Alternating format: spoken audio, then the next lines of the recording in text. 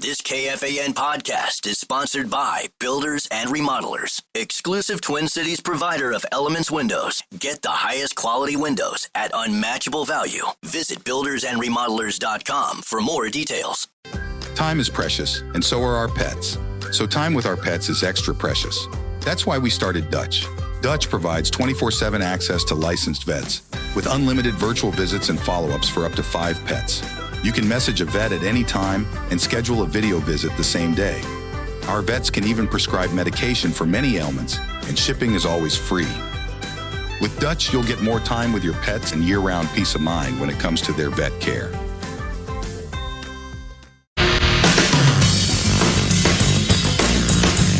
Join the Power Trip Zach Halverson at Fleet Farm in Oakdale this Sunday from noon to 2. Stop by to hang with Halvey, stock up on all your needs to get out on the water this fishing season, and enter for your chance to win great prizes. Full details available, KFAN.com, keyword calendar.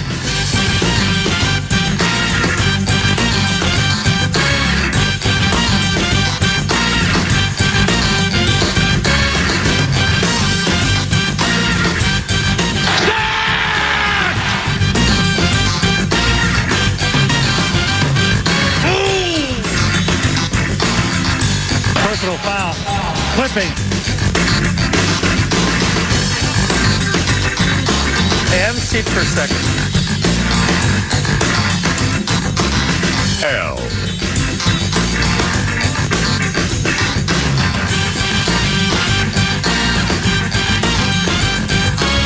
Turn this down, Bob. Oh, well.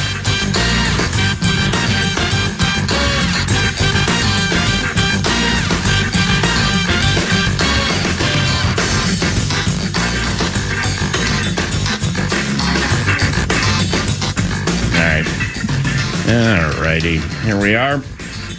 And here we are. I promise you, Ben Goessling, at Ben Goessling via Twitter, via the X machine. He covers the Vikings for the Star Tribune and StarTribune.com. And here he is. How about, I forgot to text you this at the press conference. We were at the same press conference. Donovan Jackson, the new offensive lineman, that presser last week. He's funny. He's a well-spoken young man. The question would be, perhaps it's better suited for Kevin Seifert, but I'm going to ask you anyway. Is he favored for the Media Good Guy Award simply off that press conference he had last week? I was not disrespecting you with the Seifert drop, but isn't Seifert in charge of that or something? Yes, he's in his second year of the term. Basically, we have a 2-year term for the chapter president, and he is in his second year of that term. So, yes, currently he is the chapter president. And he's OG. Yep. So that's why I immediately went to that reference. OG chapter president is the guy you're talking to right now, but, he's in his term right now, so we pass it around. Okay, well, see, I apologize because I know you're the OG chapel president. Faith and goal. But when it comes to chapter president, okay, I'll never make that mistake again.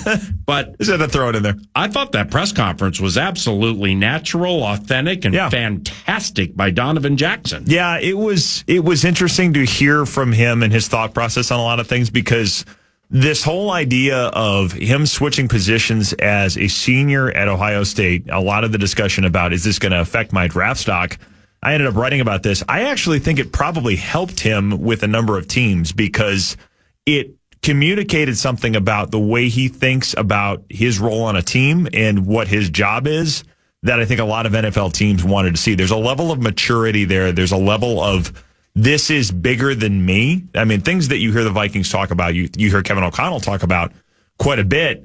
He got that, I think, in a way that a lot of people his age do not. I mean, where he's saying, we're down 2 left tackles, and I'm a guy that's played 31 starts or whatever it was at left guard, have a chance to be a first-round pick as a left guard, probably will play in the NFL as a left guard because he's not big enough to play left tackle in the NFL, and they're down 2 tackles, and they say, hey, we need you to move positions. And he sits there and thinks about it and says, well, yeah, we're probably going to be better off with me than with somebody that is brand new to it and has never played big-time college football snaps. So he says, yes, I'll do it. First game is against Abdul Carter, and they end up going on and winning that game. I don't think he was perfect in that game, but he kept Abdul Carter from wrecking the game. they go on to win a national championship with him playing left tackle, which he's not going to play in the NFL. Mm-hmm. So this question of how did it affect his draft stock, I think for the Vikings, it was, hey, this communicates something about how this guy thinks about himself and how he thinks about his role on a line in a team that probably helped him as much or more as anything he would have done at left guard, because it tells you about his character. And I think it was pretty interesting to hear about his thought process on that and how much that made an impression on them. Did you have, I'm not one, and I don't think you are either, to like, share verbally or in print for you. Like, I looked into his eyes and I saw this. I'm just not that guy. I can't read somebody's eyes like that. However, Donovan Jackson, when he was asked one of the questions, and he finished it with, like, I'll do whatever is required. Yeah. And he was terse, and he, stepped to the side of the mic, and he was really, really straightforward with it. I looked over at O'Connell's face. Yeah. When he said that. Now, Kevin's the master of, your best when your best is required. Yeah. So he used one of his favorite words. But O'Connell, that meme that went nuts last year with Dallas Turner, the lean back. Yep. He kind of had really? He kind of had that wry smile when Jackson was peppered with the same question. There was a follow-up, and he was like, I'll do whatever is required. Yes. And almost like next question. I think O'Connell just loved that. Yeah, it was one of those things that, I think he's already sort of proved that by his willingness to make that move last year. And obviously it worked, and it worked out for him. He ends up going in the first round. But yeah, I think it was one of those things that if you're sitting there as a coach, it's something you like to hear from your first round pick, where he's just like, this isn't a question. This is not something we need to wonder about, because I've already proved it. Great point. And I will do it again if needed. Because I think the question came up with respect to Christian Darrisaw as he's coming back from that ACL. I don't think they're thinking about Donovan Jackson in that spot, but it is relevant because they do have a left tackle question in terms of how quickly does Christian Darrisaw come back? Is he ready for week 1? So I think it came up in regard to that, but he also kind of shut it down by saying, this is not something I even think about. I'm going to do what I need to do. When you go to steamrolling within the organization, in the business we call it background. It's either shared or it's not shared, but if it's shared, it would be shared in a way that was not as direct as you and or I were told. Sure. It's a key part of the game. Did you happen to do any steamrolling on Tyler Booker, the Alabama guard, going 12th? Like, did that catch anybody over there off guard, just how high he went? I don't know if it caught anybody off guard. I think they go through a number of different simulations in terms of how this could play out. But I thought it was higher than probably anybody would have expected him to go, at least, publicly. I think there were a number of different ways to project this thing and read it out. And if the Cowboys said, we need a guard, he was at the top of a lot of people's lists. So I think from that perspective, it makes sense. A guard going 12th is one of those things that you don't see all the time. That's an awfully high pick for a guard in general. You just, you're talking about position value and that sort of thing. You don't see guards go that high because it is a pick that is, you typically spend at a premium position because it saves you money at that position. But we saw the guard market. We saw what Will Fry's cost and what a number of these other guards got. Kwesi made this point as well, that guard is getting expensive enough with all of these interior pass rushers that you start to say, this is a position we need to invest in. Obviously, the Vikings came to that conclusion by signing Will Fry's and then by drafting Donovan Jackson in the first round. So when you have these dynamic interior rushes like the Eagles have, like you see from the Chiefs, you see this from all of the defensive tackles that have given the Vikings trouble over the years, countering that does become a place you invest more. And maybe that shifted Tyler Booker going as high as he did a little bit in the first round last week. The way you just described that about, kind of the overall overarching approach to looking at a team or an offense or winning games plays into the 22-page manifesto. Yeah. Kwesi Adofo-Mensah put together for the Vikings offseason. Ben wrote a really, really cool piece about that in the Star Tribune. For those who may have missed it, what did you share? Yeah, he talked about kind of this vision that they had laid out throughout the offseason, and I asked him, what's the nutshell version of the vision? And he said, I don't know if you want the 22-page manifesto. And I said, was it really that long? He said, it was pretty long. It was a lot of kind of discrete thoughts, things that you probably scratch down on a Post-it note and eventually you stitch together. But the thesis of it was basically, we want to be a team that can win different types of games. He said, you never know what kind of fight you're going to be in and what you have to do to win that fight. And we have seen that over the last couple of years. They want to win fights where they can use motion, they can use deception, they can use different sets to move the ball effectively, to get explosive plays off of it. You score a lot of points, and then you let your pass rush go to work with Brian Flores and the things that he can do when you get ahead, either by bringing pressure or by saying, we're going to drop 8 and you can't move down the field fast enough to counter when we've scored all these points. That's great when it works, but they have lost some games, including in the playoffs, where they have dealt with interior pressure in a way that has shifted that game. I think it happened against the Giants, certainly happened against the Rams last year. So the idea that they may need to win a few more 20-17 games where they can run the ball, where they can control clock, where they can protect up the middle and have a quarterback have a clean pocket, I think that certainly becomes a factor when you have a young quarterback. But the way that those games went, I think, was a reminder of, you have to be able to play a different way in the playoffs sometimes than you might in the regular season. And a lot of the moves they've made, kind of building from the middle out, building the middle of the line on the offensive side, and then adding as much as they did at defensive tackle, I think is a realization of they need a little more physicality, a little more force. You hear Kevin O'Connell talk about play style all the time.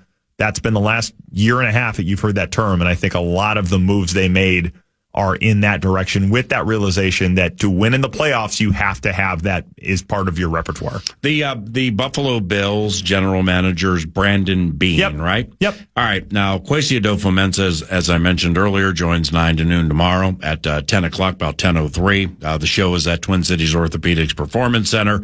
And obviously, hopefully the conversation goes, without somebody getting mad at somebody, unlike Bills general manager Brandon Beane.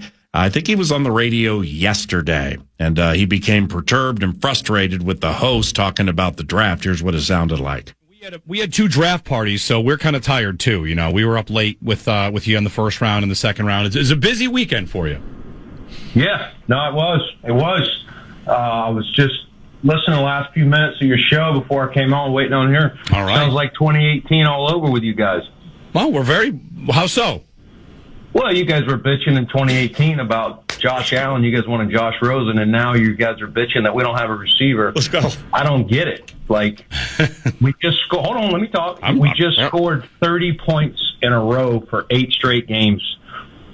A year ago, I get you guys asking why we didn't have receivers, but I don't understand it now. You just saw us lead the league in points when you add all the postseason. No one scored more points than the Buffalo Bills, including the Super Bowl champions. So you just saw us do it without Stephon Diggs, same group. How is this group not better than last year's group? Our job is to score points and win games. Where do we need to get better? Defense. We did that. So I get it. You got to have a show and you got to have something to bitch about, but bitching about wide receiver is one of the dumbest arguments I've heard.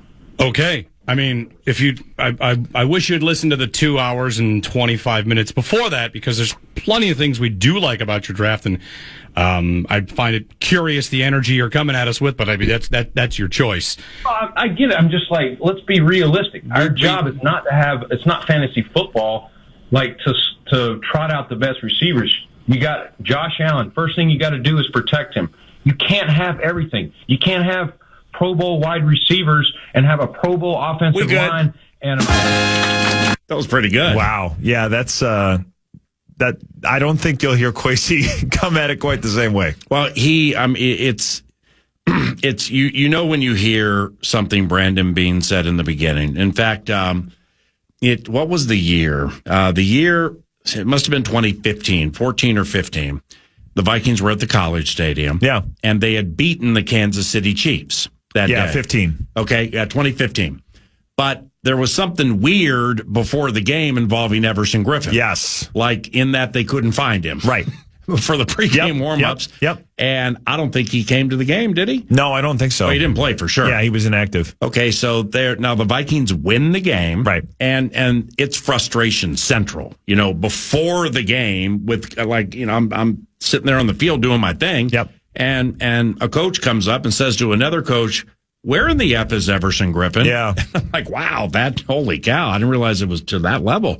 And, eventually Everson would he would miss that game and then he would play, and then play very well in some other games. Yeah. But after the game, and what I'm getting at here is how Brandon Beane started that when he was like, well, I was listening to the last 2 minutes. Yeah. It's after the game in that beautiful locker room at what now is Huntington Bank Stadium. Mm-hmm. It's the Vikings won the game. They got a positive vibe. And I see general manager Rick Spielman. He's kind of eyeballing me a little bit. And I walked by him and he said, "I listened to your podcast." I always love that one. I'm like, well, anytime a conversation starts with, "I listened to your podcast," it's not going to follow up with, "Great job. I really like Quincy Jones' Street Beater theme, the Sanford and Son theme, Street Beater song. You know what, that interview with Flip Saunders is, holy cow, that was really good, Paul." Right. He was very upset with me, and I think that might have been week 3. It was early in the season. It's October. I think it was like week 5. Well, that makes it even worse because he was harboring ill will for some things I said after the season opener at San Francisco against Tom Sula. Yeah. And then Tom Sula gets beat by 40 the next week by Pittsburgh because there's they have film. Right. So nobody's caught off guard week number 2 and Tomlin just rolled them. Yeah.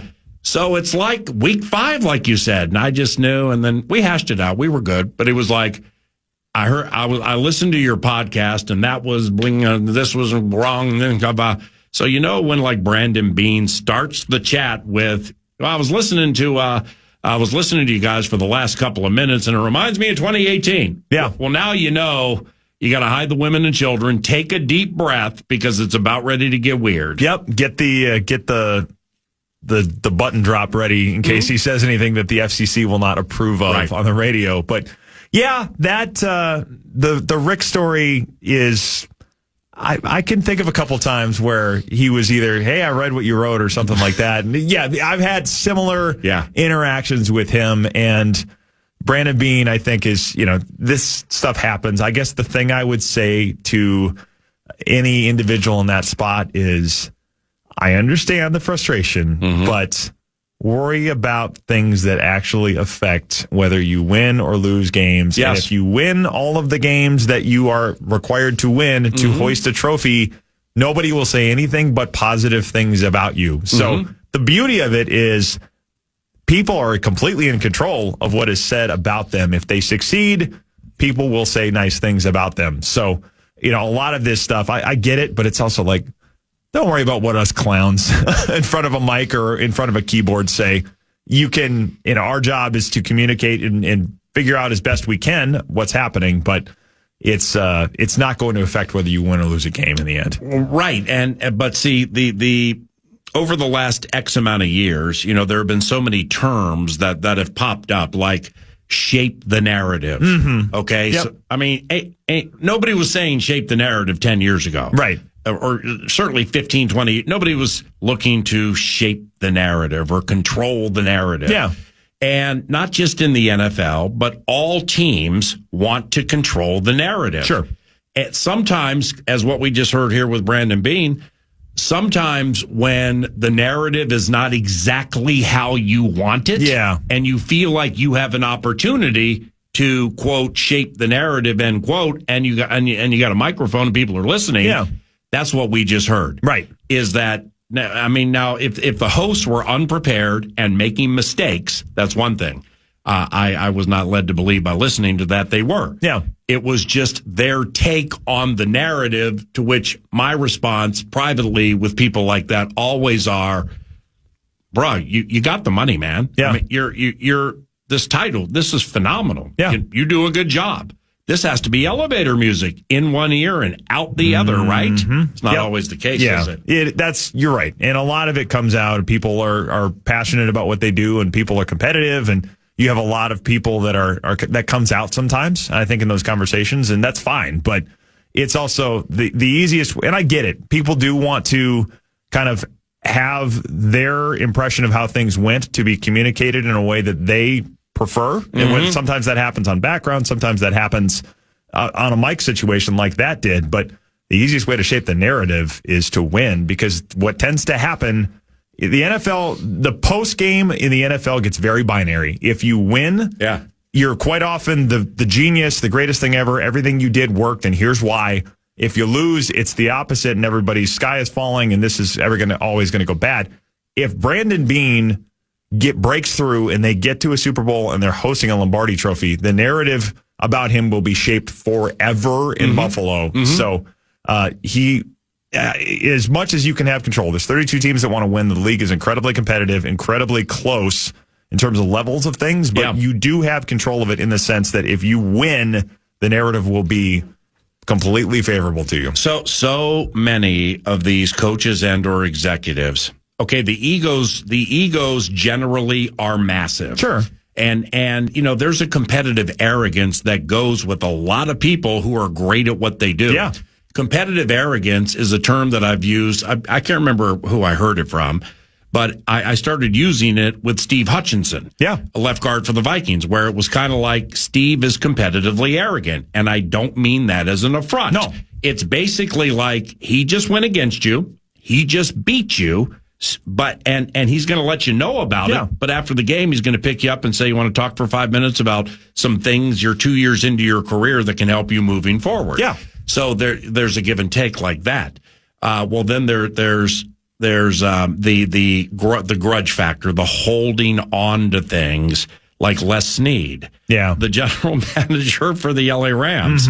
I mean, seriously, I couldn't believe when they're doing their big party after winning the Super Bowl. And then he cracks the mic, and the first thing he says is, paraphrasing, what do you think about giving up all those effing draft picks now? Yeah, the F them picks. F them picks. Yep. Rob, how long have you held on to that? And how much sleep have you lost because of it? Get over it. Well, yeah, it is interesting, because I think in some cases, we talk about competitive arrogance. That is something that people use to fuel them, as we're talking about worry about the wrong things. I guess the counter to that, and I'm going to take the other side of it here for a minute. If you watch The Last Dance, I had two takeaways from that. I mean, obviously, Michael Jordan got to the point where he was inventing slights and inventing ways to get himself fired up because he'd beaten everybody. And it worked, and it made him the greatest basketball player of all time. Don't at me, LeBron people. Don't at me, Kobe people. It's Jordan. So, oh, wow. Yeah. And well, I mean, LeBron's 40. He's cutting into that thing a little bit. Well, he's been impressive, yes. But I think Jordan, if you want to look at the resume, thing, right? It's rings, and it's the performances when it matters most. He was at his best when his best was required. I agree. Quite often. And I think if he doesn't play baseball for 2 years, that's probably 8 in a row. And we're probably not having this conversation. That was a sweet little aside, but anyway. Yes. But the thing you saw in that thing was how obsessive he was about using slights, real or perceived, to motivate him. And it did two things. I think it fueled him, but then there's also this side where you look at it at the end of his Hall of Fame speech. It's, I told you, I told you, I told you. And it's just fascinating because it made him what he is, and it made him the great athlete, the great competitor that he was, which in my opinion is without equal. But you also look at it in the end and it's like, okay, but what did it cost you? I mean, there's this, it's just fascinating to watch. And you could argue this, whether this is a good or bad thing. It's just, in the end, it's like, dude, you won everything. You got absolutely everything you could have wanted. Nobody can dispute what you did. And you're still trying to say, I told you, I told you, I told you. And I don't know. It never stops. It never stops. And you can figure out where the line is. You can have an interesting conversation about it. I just think it's a fascinating window into hyper-competitive people, which everybody in the NFL, whether you're a GM, a coach, an assistant coach, a scout, a player, anybody in that role. I mean, you could have support staff people that are saying, I want to be the absolute freaking best at this because I'm in this spot that everybody would give their left arm to have, and I want to do my best with it. So there's a lot of that in the NFL, and that's some of what makes it fascinating. It's just you have a lot of people that are driven by that, and then kind of figuring out where those lines is and what it means for the rest of your life is I think, a calibration for everybody that looks a little different. Next segment with the Scribe includes commentary on, it's commentary, but is not exclusive to Sam Howell, Joe Huber, Tyrion Ingram-Dawkins, Ty Felton, Kobe King, Gavin Bartholomew, and why didn't they take a corner or safety and why, if we have time. But first, here's Double B. The Fan and BigDeck.com wants to give you a shot to win bonus bucks with their national cash contest. Head to KFAN.com, enter the keyword cash. The keyword is cash for the cash thing, KFAN.com. Keyword. Time is precious, and so are our pets. So time with our pets is extra precious. That's why we started Dutch. Dutch provides 24/7 access to licensed vets with unlimited virtual visits and follow-ups for up to 5 pets. You can message a vet at any time and schedule a video visit the same day. Our vets can even prescribe medication for many ailments, and shipping is always free. With Dutch, you'll get more time with your pets and year-round peace of mind when it comes to their vet care.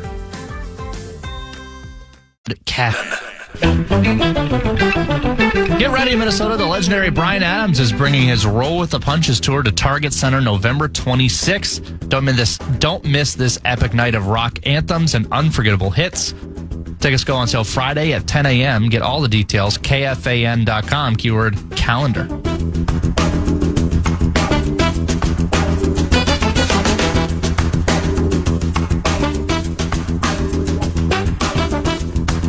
And that's a fact.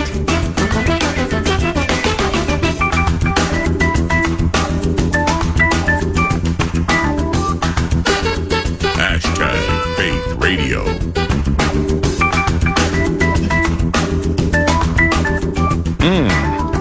Hardcore football. Soft and warm, the quiet storm, KFAN. Paul Allen, Ben Goessling covers the Vikings for the Star Tribune, startribune.com, at Ben Goessling via Twitter. We have newsletters, we have podcasts, we have YouTube channels. So learn more at Ben Goessling, and here they are. The Vikings have a new quarterback, and that quarterback's name is Sam Howell. He's a North Carolina native, 18 starts for the Washington football team, played a couple of games for Seattle, and in 2023, he ran for 5 touchdowns. What are you hearing about old Sam Howell? Yeah, it's an interesting one because he's somebody they looked at a little bit in 22, where they were, the first draft through here and thinking about what does the future look like at quarterback. They didn't do it, but I think they were intrigued enough to say, let's bring him in and put him in the Kevin O'Connell quarterback development program. He's been a guy that has an arm, has the ability to throw downfield, but has, I think, some of the same questions that people had, at least early, about J.J. McCarthy in terms of the intermediate throws, some of the layered throws. I think that's more where he has work to do. The difference, of course, is that he's played a couple of years in the NFL, including a season where I think he started 17 games for the Commanders and obviously was playing with a team that didn't have a lot around him. So if you put him in a better situation, which he would be here, he may be able to do some things a little bit more effectively. But mobility, deep arm strength, I don't think those things are questions with him. It's more technique. It's more making some of those intermediate throws that they're going to want.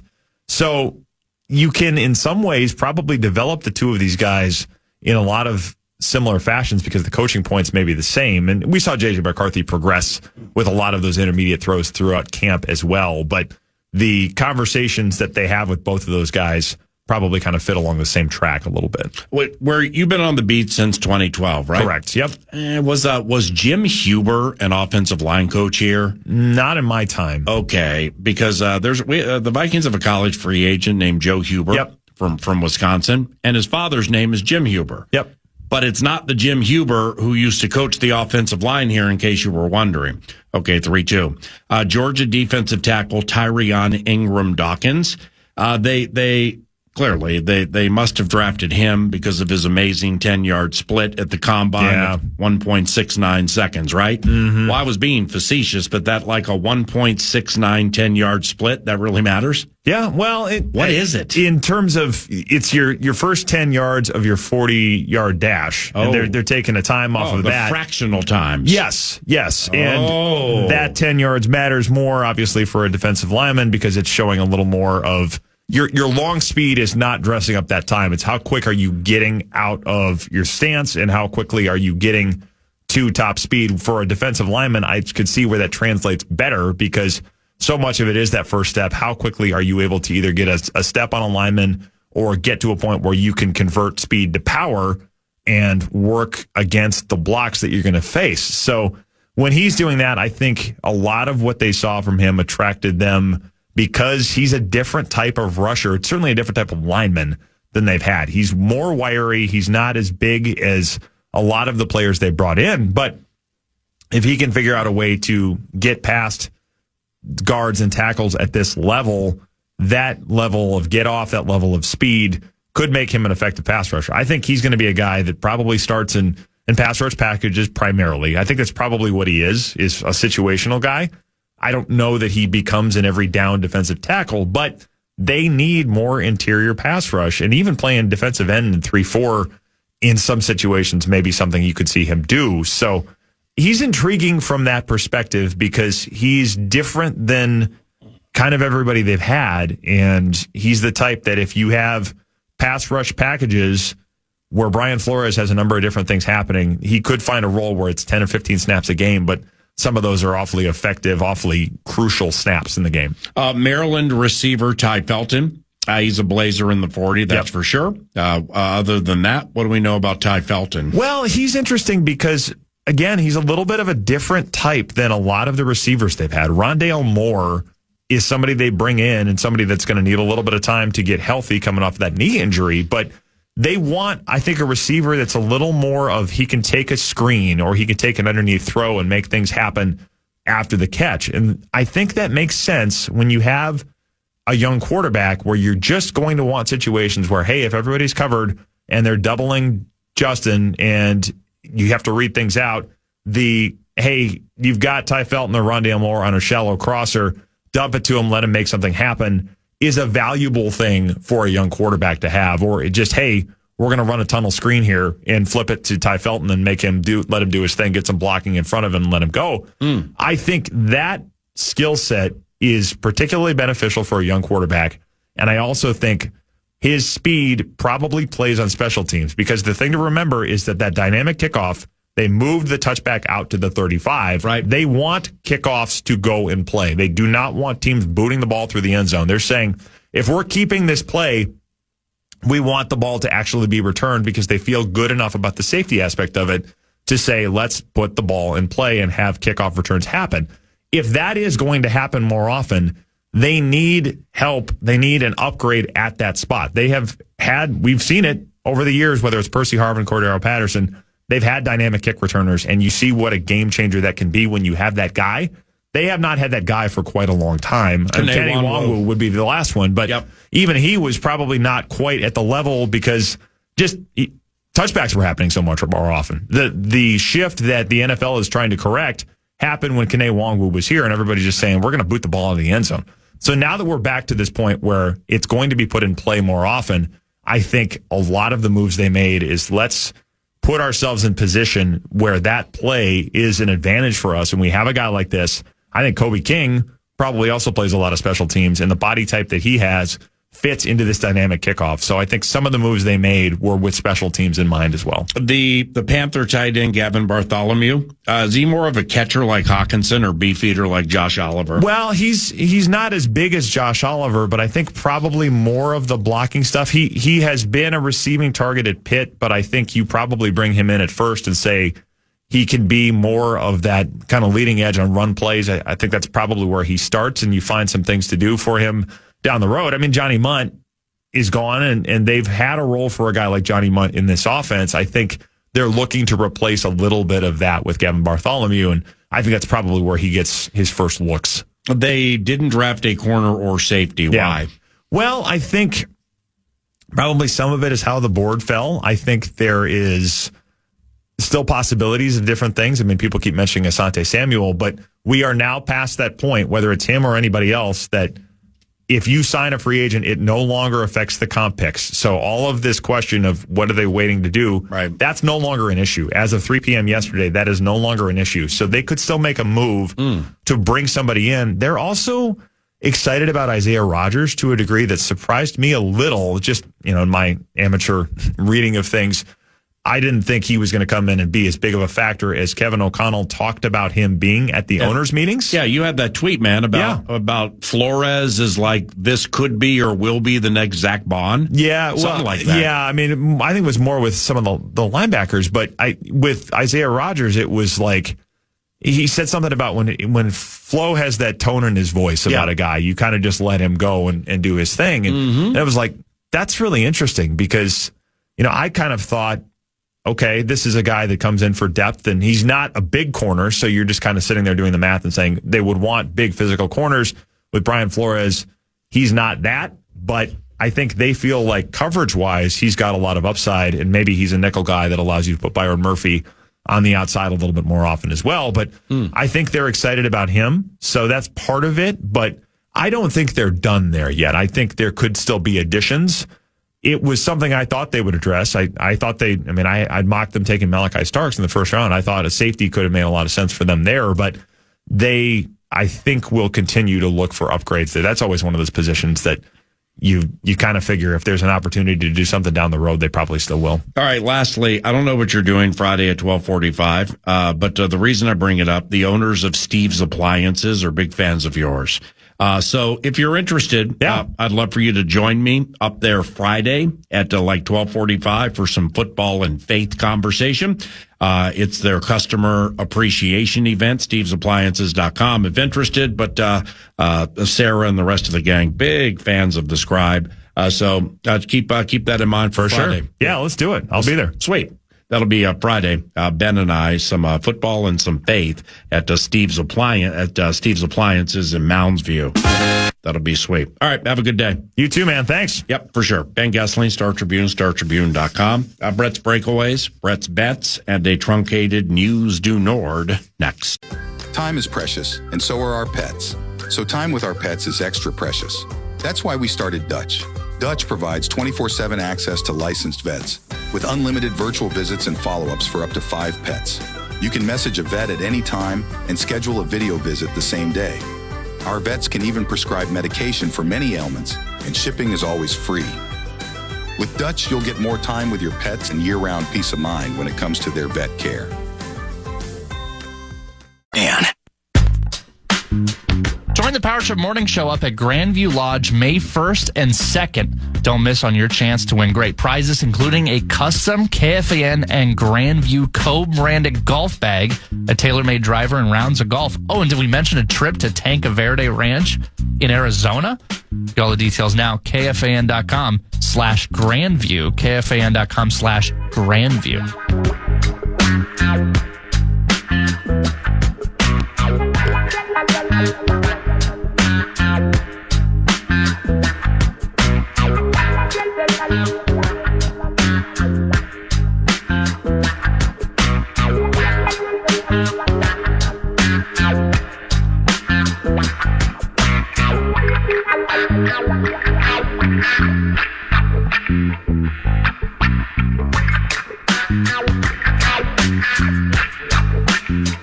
Nine to New Radio back in the air. P. Fox, Parker Fox, about 10 minutes from now on the Howl, and much more. We have Brett's Breakaways and Brett's Bets coming up here shortly.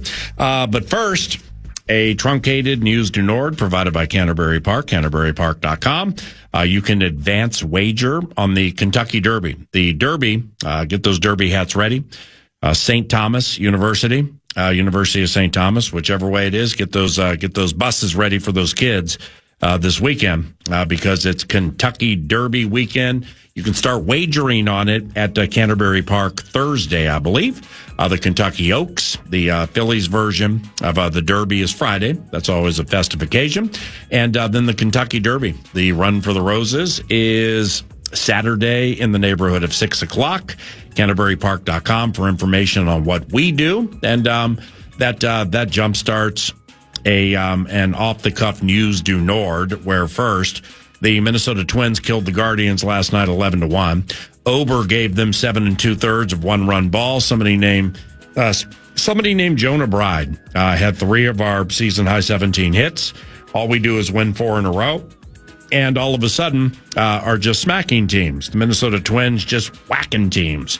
Later today, it's Chris Paddock versus Tanner Bybee. And all the Twins do is win 4 in a row. On the wood that is hard, Cleveland beat Miami in Miami by a mere 56 points. Okay. 56-point victory in the playoffs. Are you kidding me?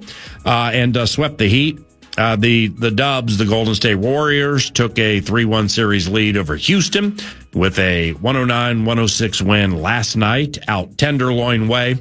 In the NHL, Dallas whooped the Avs 6-2. They lead that series 3-2. They can end the series Thursday night in Colorado, where the Vox of all Voxes, Everett Vox, Alan Roach, is the PA announcer at Ball Arena. Gabriel Landeskog. Said Vox closes today's show. Alan Roachy, about 45 minutes from now, around 11:40. And the Panthers took a 3-1 lead over Tampa Bay, just as Double B said they would yesterday with Brett's Bets. And the fill-in is scorching hot right now with this prediction. So let's roll into this. We call it Brett's Breakaways. It's time for Brett Blakemore's Breakaway. Here's a break. Kaprizov in alone. Nobody going to catch him. Kaprizov score!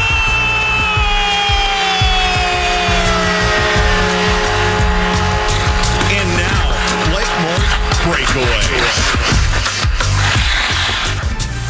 Yeah, let's just hop right into this.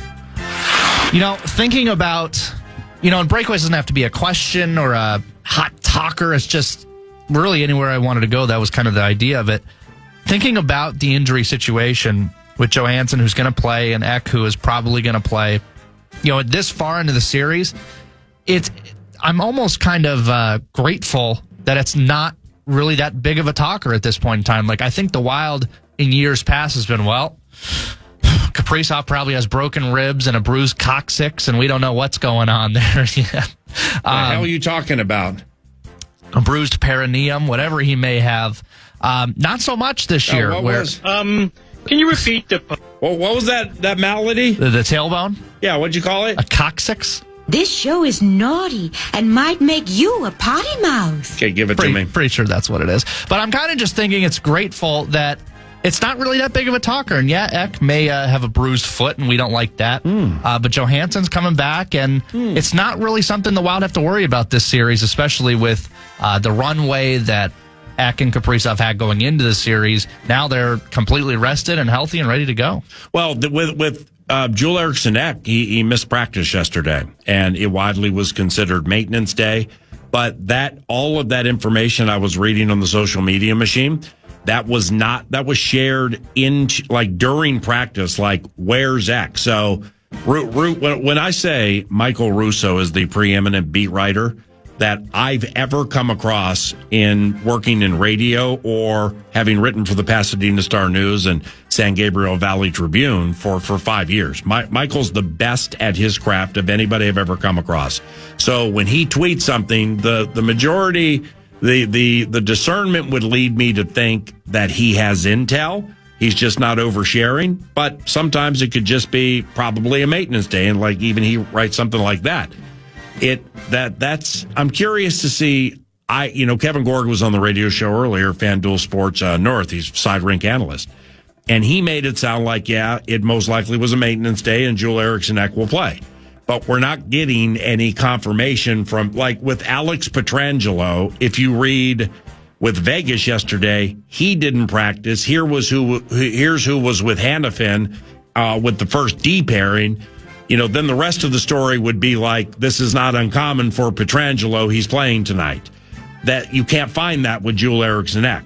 So it's you have opinions with people saying, yeah, he'll probably play. But I mean, the maintenance bit kind of caught me off guard out of nowhere. I'd make it just guessing 85, 90% he plays this evening. Lord knows they're going to need him. Just for the record, copyright noon to 3. Coccyx. Coccyx. Coccyx. That's great. So that, yeah, and yes, it is your tailbone. Well done. Let's Coccyx. go. Coccyx. Let's go here. I don't want to bang the drum too. Well, no, let's just move on, because I've talked Zeev and Rossi over at ad nauseum, I'd say. Right, it's Brett's breakaways. That's true. It's not Paul's power play. So you bring up whatever you want because we have time for one or two more. And I mean, there are a large amount of people. Yeah, I just got the 64686. You know, the texting machine, which I look at all the time and obsess over and stuff like that. Okay. But something just came in wondering, why are there so many cars lined up at 494 and 35W South? They're just they're just waiting to head south, where you have to go, where they don't require the tourniquet and the fat vein and stuff like that for a $2 bet, which is stupid. And they're just waiting for Brett's bets to see if they need to fuel up and head south. So breakaway, bet, and basketball with Parker Fox. Breakaway, bet, basketball, P. Fox, and here they are. Here's a breakaway. This LA Edmonton series that's going on, game 5 is tonight. It's tied 2-2. That game's in LA. I'll say this, and I made a similar prediction earlier. Is this the bet coming? This is not the bet. Oh, good. I've got another one for that. I think the Wild beat whoever comes. If the Wild can beat the Knights and get past the series, I think they beat the team, whoever comes out of that series, Why? Oilers or Kings, because I like the way they match up. They historically are good against them. There was one stinker against the Oilers this year, but they're usually good at shutting down McDavid, and we're not getting beat by Darcy Kemper. So Aren't the games against the Kings, like always, super low scoring? Like tight checking, and I don't know. Sometimes. Well, see, that doesn't matter. And here's why it doesn't matter. Because the Edmonton Oilers and LA Kings during the regular season, of their 3 games, I think. Well, what's up, Pete Fox? I think 2 of the games were 1-0, and the other one was 3-1. I mean, these games now are bordellos. I mean, you take your pick. Who do you like? They're rodeos, man, with like 13 goals in some of these games. Funny you mentioned that. Oh, wow. Brett's bet. I did not even tell you this. Yeah. P. Fox has, let's just put it this way, has an appreciation for those who talk about the spotting up game. The spotting up game, just kind of looking at lines and things like that. I'm not saying that you do it or you're obsessed with it. You have an appreciation for it. Would that be fair to say? I like to be in the know. I like to be in the know. Yeah, you like to now learn. You can bet. Okay. Well, you're free to bet now. Well, see, I wasn't even going to go that far either, so we're still raising this kid over here a little bit. His glasses are all fogged and stuff. After come on now, Brett. His head got red. He's looking like the head hockey coach at Arizona State and a cross between some unsub on Criminal Minds. So we're still... I didn't know you knew what unsub meant. I know exactly what that is. So I'm racetrack raised. So and they're racing in the P. Fox Classic. Here comes Taylor Heisey surging on the outside. I've been raised in the race. I've worked in horse racing for more than half my life. So anytime somebody goes to touting, whether they win or lose, I got a high level of appreciation for people who have confidence to put their opinion out there in front of people and know they're going to face the slings and arrows of the outrageous negatives if they're wrong. And if they're right, nobody's going to pat them on the back because biblically, the Bible teaches pride is the root of all evil. It absolutely is dead right, with tentacles from pride. So most people are not going to give people credit when they do things or say things well. Yep. So I want to point out that Brett, I'll say it for a third time this show, he's filled in for Nordo 4 times over the last 2 weeks and change. He's made 4 prognostications. And starting with the day of the Masters, I said, you got Brett's breakaways? Let's do Brett's bets. Yeah. And then he came up with, well, Rory McIlroy is going to win the Masters. Well, people are like, we're happy for you. That's the second choice. Yeah, it's really easy to identify the winner of a major golf tournament, you idiot. Seriously, man, give somebody some credit, you fools. So it started there. Then he had a Timberwolves prediction. He's not even a ball guy. He was right on that. Hello. And then I'm listening to Beyond the Pond. Okay, my favorite hockey show. It's on Saturdays from 10 until noon. And Micheletti and Fallness are just killing him about, as per usual. They're killing the Stars, Dallas Stars. Okay. And Avalanche this, Avalanche that. And Brett just sits back and says, well, actually, I like the Stars in 7 games and maybe fewer. All right, well, Dallas We're on our way. Down 2 of its 3-2 now, right? Down 2 of its best players. So Micheletti and Fallness were taking the low-hanging fruit because they're chalk-eating favorite players. And Double B said, well, actually, I like, he was all pensive and everything. He didn't want to argue. And You like Jake Ottinger. I really do. Actually, I like the Stars in 7 games or maybe fewer. They took a 3-2 lead last night in the series and whooped somebody's butt, known as the Colorado Avalanche. So I think he's going to get that one. So then I pushed his luck yesterday. I'm like, all right, what do you got? Brett's bets. And he said, and this was a small favorite, a minus 139 or a 140. That ain't much. It's basically you put up your $14 to win somebody else's 10. He said, I love the Florida Panthers. All right. Panthers are losing 3-1 at home very late in the game. And they score 2 goals in 11 seconds. Oh, my God. How could he do that? Blakemore gets the money 4-2. He's 4-0. So with your appreciation for those of the spot up variety, he's going to spot up right here. What do you got? Well, I just want to do this. This is what I've got for tonight.